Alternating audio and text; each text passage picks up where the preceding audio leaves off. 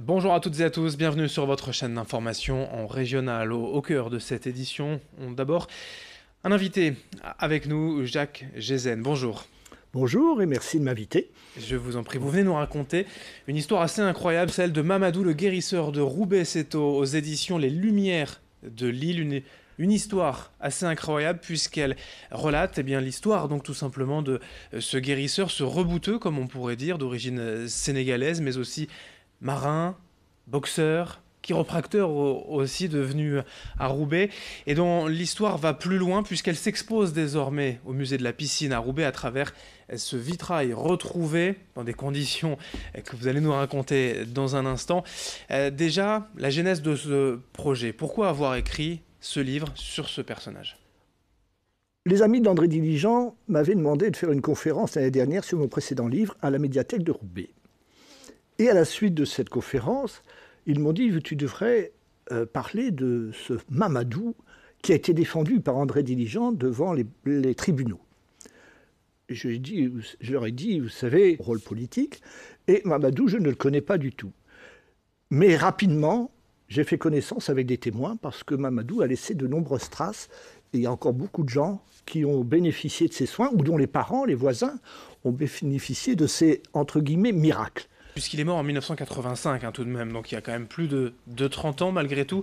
On estime qu'il aurait guéri près de 54 000 personnes. Alors voilà, les guérisons, ça reste encore à définir, mais c'est une légende, on peut dire, un mythe quelque part de la médecine à Roubaix.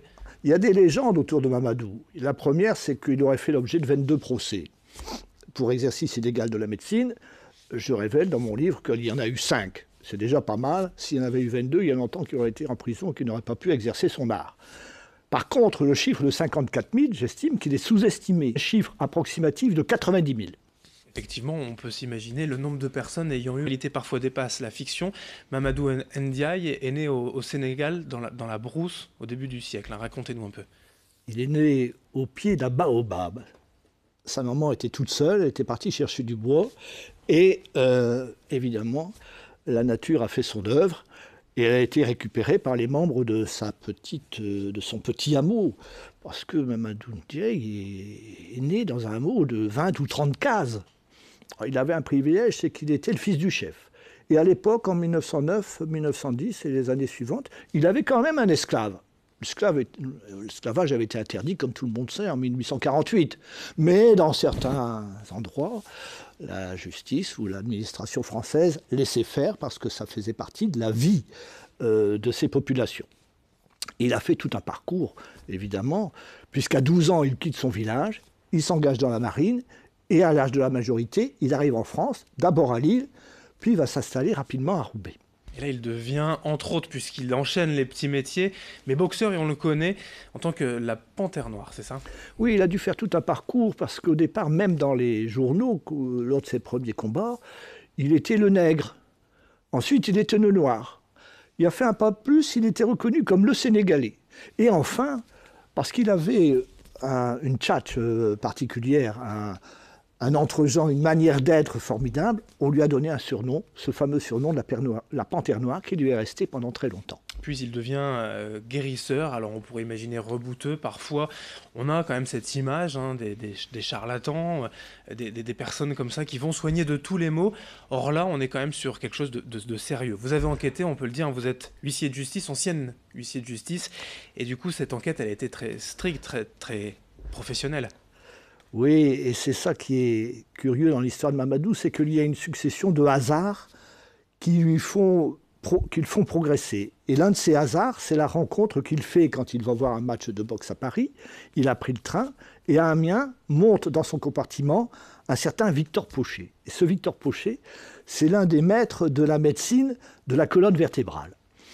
Et Mamadou va s'attacher, outre ses études d'autodidacte, au pas de Victor Pochet, à ses livres, et va toujours avoir, au cours de ses manipulations, ce livre à proximité qui va le guider. Alors il y a une autre chose qui le guide, et ça apparaît moins, ça apparaît nulle part, parce que c'est sa croyance en Dieu. Lui, il croit qu'il est les mains de Dieu quelque part. Il a cette foi qu'il avait en étant musulman au Sénégal, mais qu'il a transformée en foi catholique. à cause de son mariage avec une certaine Alice. L'histoire aussi, la récente histoire, c'est ce vitrail. Donc on va y venir puisque Mahamadou, parmi ces dizaines de milliers de guérisons, a marqué la vie d'une marquise. On a eu du mal à identifier qui était cette marquise qui a donc fait ce vitrail qui a été perdu pendant des années puis retrouvé. Alors ce vitrail, il est signé la marquise. Alors très rapidement, j'ai su que ça venait de Belgique, parce que Mahamadou soignait les Français, mais beaucoup les Flamands, un peu les Wallons, mais soignait jusque des Suisses et des Italiens. Alors cette marquise, d'où est-ce qu'elle sortait? Alors rapidement, j'ai su que ça devait être une personne d'une petite ville, de Dentergem, en Belgique, à une trentaine de kilomètres, 25 kilomètres de Gand. Mais il s'agissait encore de savoir si c'était une vraie marquise ou une fausse marquise. Et mon livre répond à cette question lancinante. Puisqu'elle est effectivement liée, voilà, on peut le dire, à la famille royale belge. Ce vitrail retrouvé, maintenant, fait partie intégrante de la nouvelle exposition du musée de la piscine. Le conservateur Bruno Godichon, il tenait pour illustrer l'histoire de Roubaix. Je pense que, bien sûr, il faudrait demander à Bruno Godichon pourquoi il a absolument tenu à mettre en valeur ce vitrail. Parce que c'est un vitrail qui n'est pas simplement accroché parmi d'autres. C'est vraiment un vitrail qui est mis vraiment en exergue et en symbole. Et je pense que c'est l'histoire de Roubaix qui a été fort accueillante aux étrangers, d'abord aux Belges, aux Polonais, et à ce Mahamadou, et qui en a fait ses richesses. Et l'une de ces richesses, c'est ce livre, tout simplement, cette histoire assez incroyable, un personnage romanesque, comme on en voit rarement. Mahamadou, le guérisseur de Roubaix, c'est aux éditions Les Lumières de Lille. Pour voir une belle histoire, et l'histoire de Roubaix, comme on le disait, l'auteur était avec nous, Jacques Gézen. Merci. Et moi aussi, je vous remercie beaucoup. Merci d'être venu nous raconter cette histoire, nous faire rêver.